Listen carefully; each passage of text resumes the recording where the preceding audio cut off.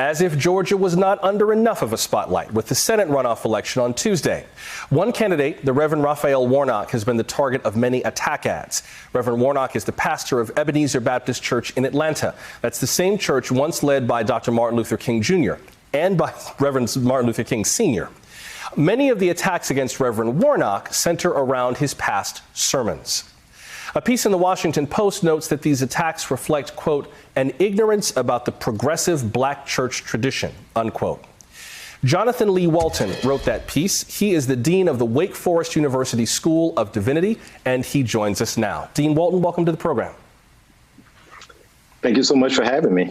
Clarify what you mean by that progressive tradition. I think it might depend on what angle you look at the church from. I mean, if we're talking about social justice, voting rights, police brutality, labor rights, it might seem very progressive.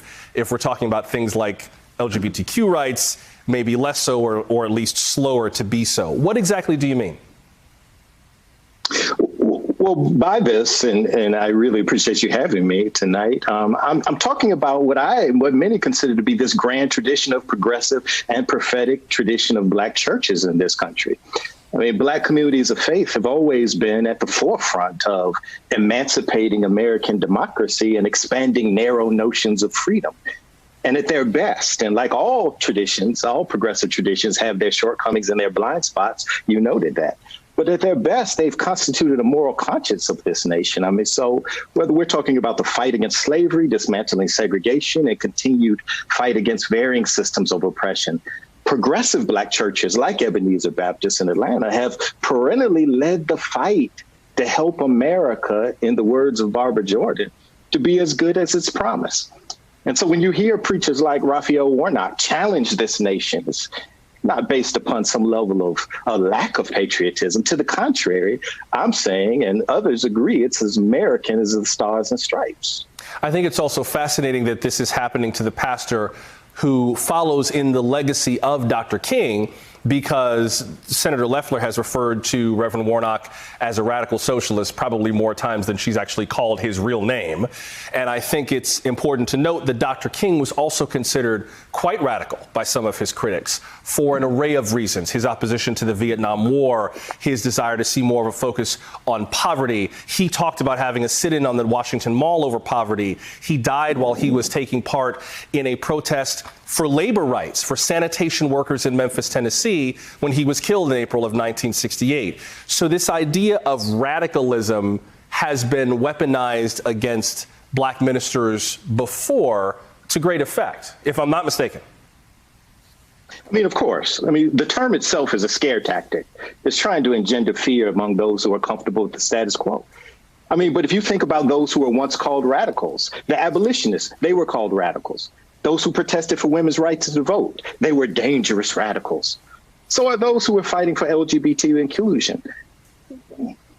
Hey, what some call radical, some just call the right side of history. I mean, if you think about it, this tradition that we're talking about, the progressive black church, this prophetic tradition, think about Frederick Douglass and his 1852 address, "What to the slave is the 4th of July?" Douglass said of America, "Your celebration is a sham. Your shouts of victory, a hollow mockery." Because a nation can't celebrate freedom that's predicated on enslavement. And Douglass had a bounty on his head for this. And today, even Republicans consider him one of their heroes. Or similarly, as you pointed out, Brother Joshua, the Riverside Church in New York.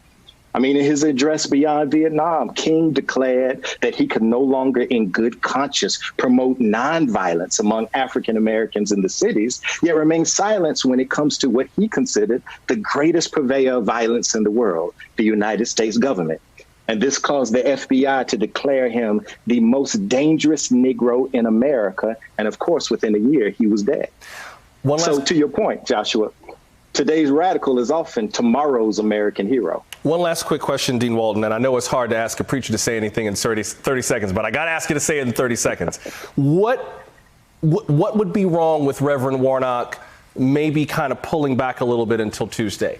If he sees a political risk in Senator Loeffler's rhetoric having an effect on him winning, what would you think about him just kind of pulling back a little bit, playing the game, saying what he needs to say to get elected, and then he can go on and say what he wants? Well, I think in some ways, to your point, it would be playing a game, and it wouldn't be true to his real call, and it would be derelict of duty. And really, what people are supporting, the reason that there are people who are coming out, who are supporting, rallying behind him, people who haven't been involved in politics before, is because they hear something fresh, new, and they hear a certain moral challenge. And people are tired of the kind of high priests of status quo and moral complacency in this nation. And so therefore, I think that he would be belying the grand tradition of which he represents, and he stands on the shoulders of so many. Hey there, I'm Chris Hayes from MSNBC. Thanks for watching MSNBC on YouTube. If you want to keep up to date with the videos we're putting out, you can click subscribe just below me or click over on this list to see lots of other great videos.